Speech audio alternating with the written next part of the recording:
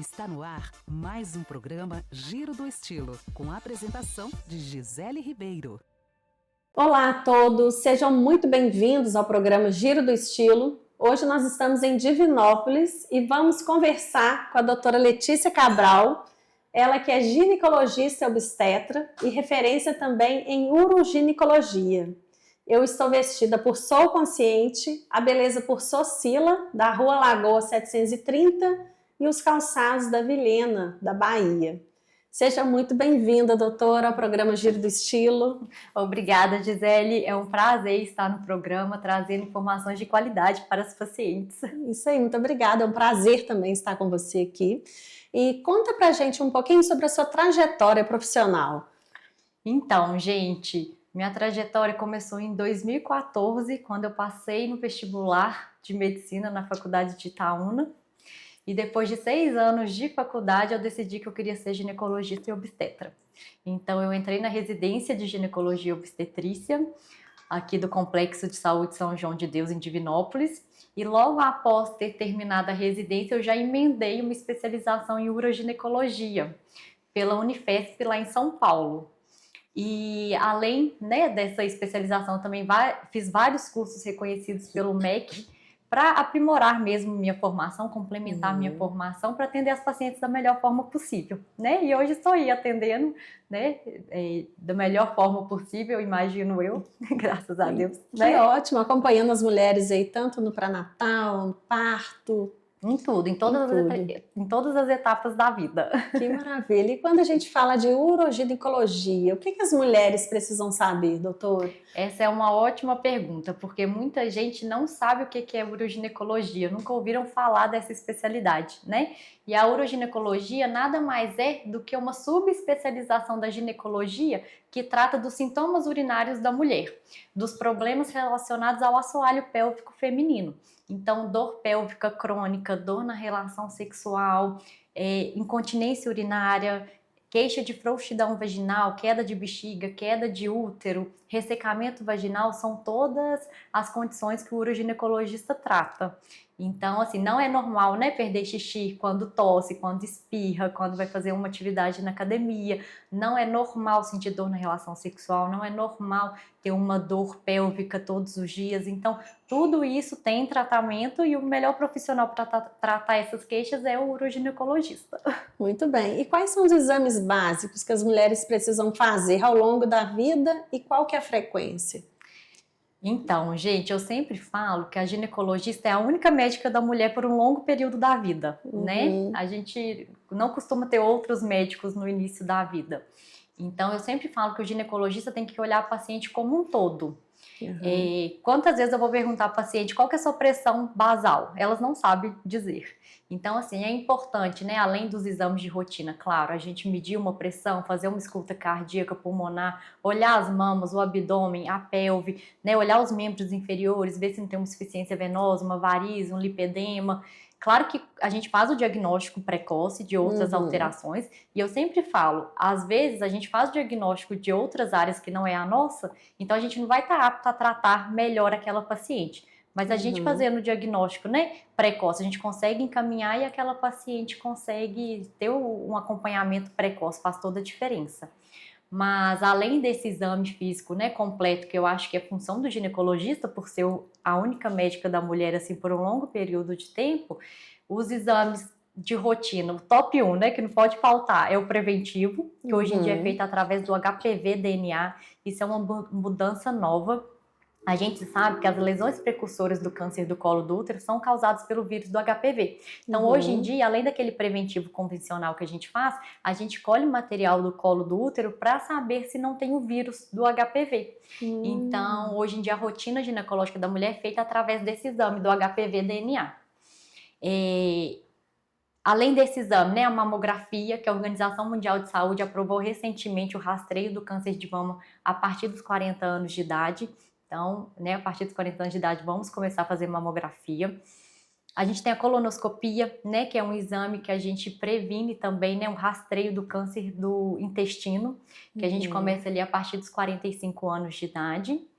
A gente tem a densitometria, que é um exame para avaliar a densidade óssea, para ver osteopenia, osteoporose. Normalmente a gente faz ele a partir dos 65 anos de idade na mulher ou quando tem algum sintoma, né? Por exemplo, uma fratura não explicada, algum histórico familiar, alguma coisa assim, né?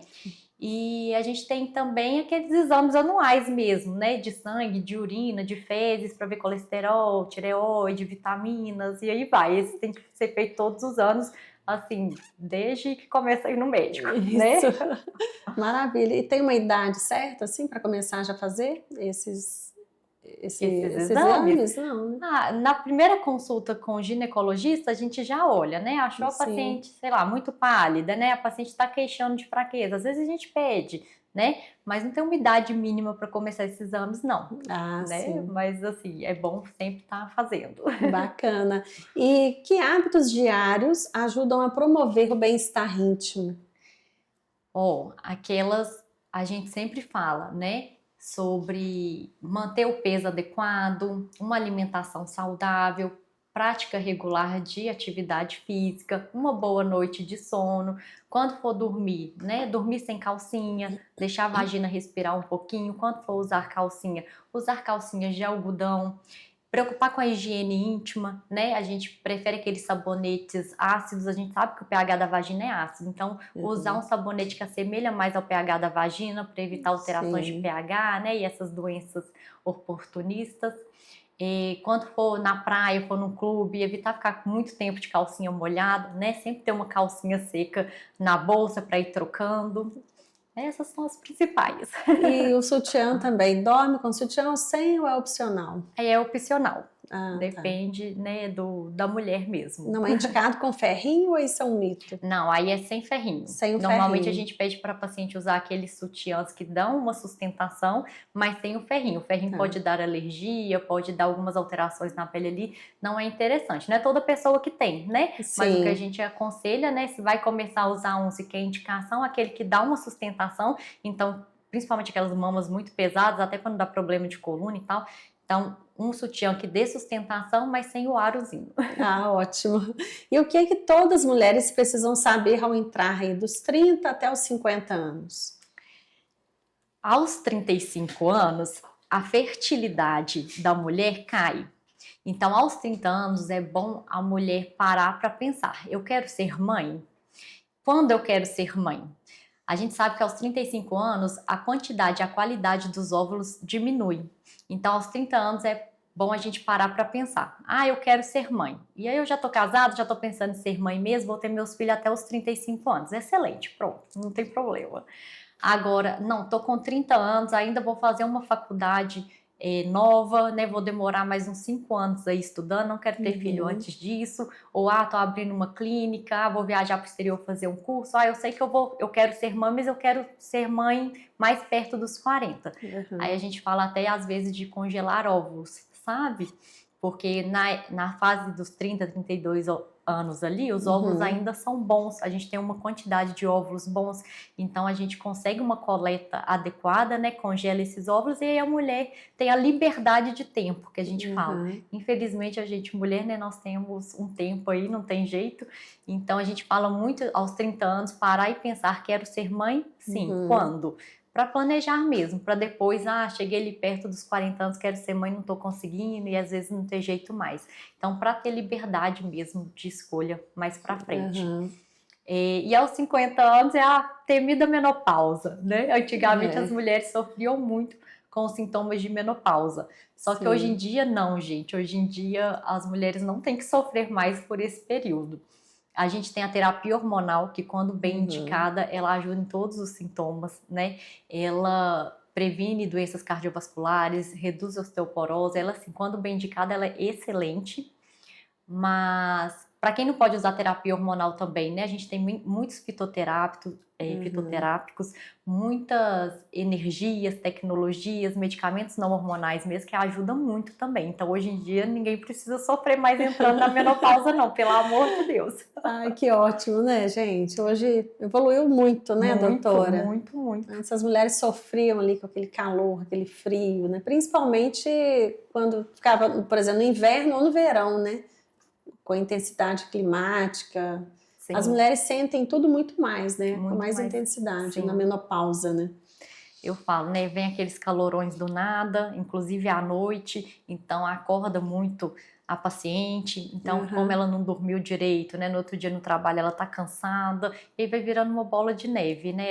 Ela cansada, né? Ela não tá. Ela fica mais estressada, então acaba atrapalhando as relações ali de trabalho, dentro de casa, e vai virando uma bola de neve. Exato. Então, hoje em dia, graças Não a Deus, tem precisa muito sofrer recurso. mais por Não, isso. não Só tomar o mesmo. remedinho, então.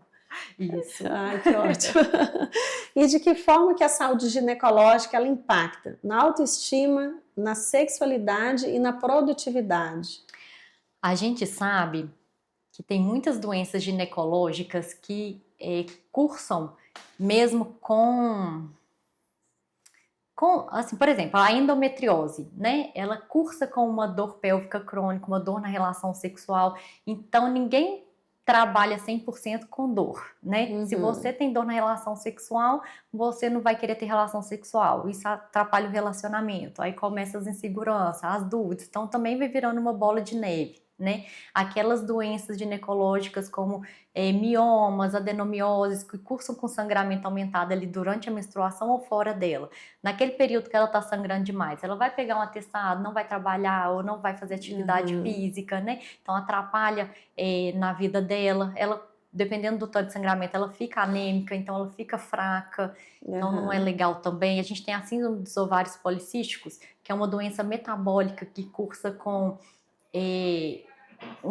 a paciente tende a ganhar peso, né, tem uma dificuldade para emagrecer, fica com mais acne na pele, né, mais oleosidade, mais aqueles quantidade de pelo maior, então assim afeta na autoestima, né, afetando na autoestima, afeta o psicológico, não tem jeito, a própria menopausa mesmo, né, a queda dos hormônios, a transição aí para menopausa. Os calorões, insônia, irritabilidade, tudo vai atrapalhando o dia a dia, vai interferindo em tudo. Então eu falo, se você não estiver bem com sua saúde ginecológica, você não está bem no seu dia a dia. Então é importante você estar bem com a sua saúde ginecológica. E acaba impactando aí na produtividade, né? Demais. Principalmente para as mulheres que trabalham fora e tudo mais. Sim.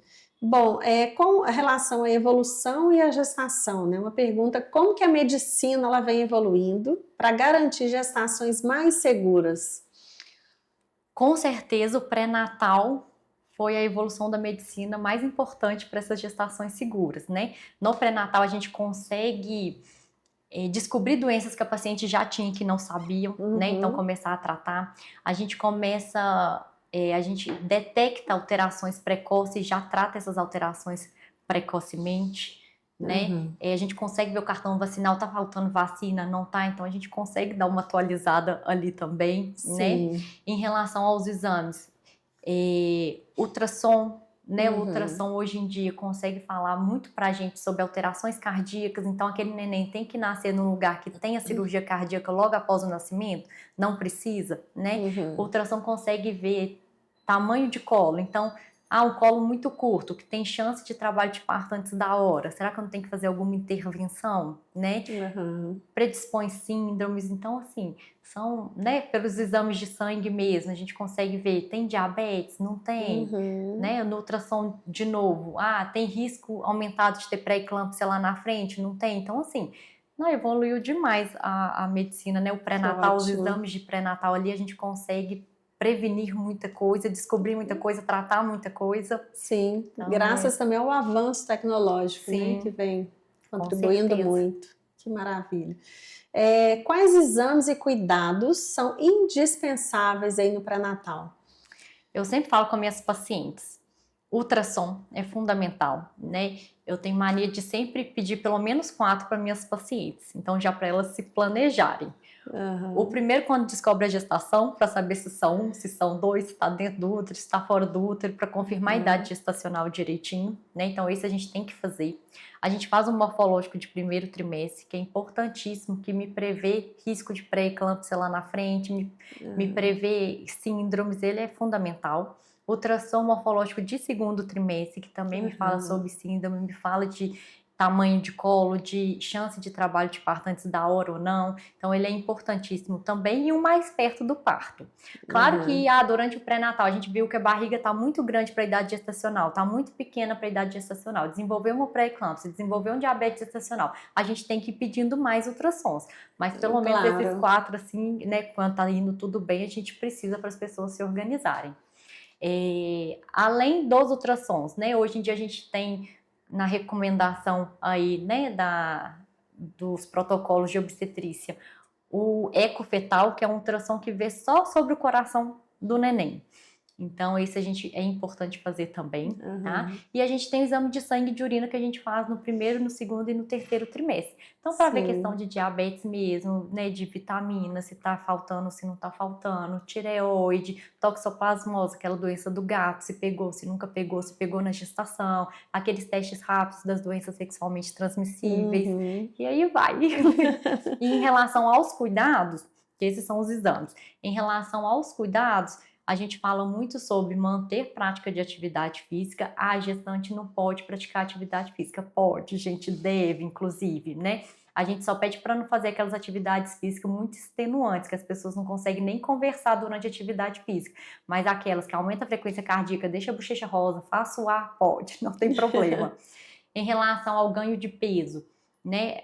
Isso é individual, é de cada paciente. Os pacientes com peso maior não pode ganhar tanto peso igual as pacientes mais magrinhas, mas no geral, assim, a gente deixa engordar até uns 10 quilos na gestação, porque aí ganhando o neném, né? Tem neném, tem placenta, tem bolsa, tem o inchaço da gestação, então aqueles 10 quilos a gente consegue perder, né? Agora, tirando isso, fica difícil de perder depois, né? Aumenta o risco de pré-eclâmpsia, aumenta o risco de diabetes gestacional, então assim, o peso não pode ser igual antigamente, que tem que comer por 2, tá no seu momento, não pode não, né? Certo. Então, atividade física liberada, alimentação equilibrada, ganho de peso equilibrado, né? Lembrar na alimentação que tudo que for cru tem que ser muito bem lavadinho, né? A gente tem a toxoplasmose aí, que é uma doença transmitida, né, pelo gato, que se você pegar ela na gestação pode causar malformação fetal. Então a gente não sabe da horta que veio as nossas verduras, né, do pomar que veio as nossas frutas, se passou o gato ali, se teve contaminação, se não teve, então tem que ser tudo muito bem lavadinho. Claro. E o pré-natal direitinho, tem que fazer o pré-natal bonitinho. Então, pegando um gancho aqui, doutora, quando você falou de atividade física, então não é só hidro e pilates? Não, de jeito nenhum.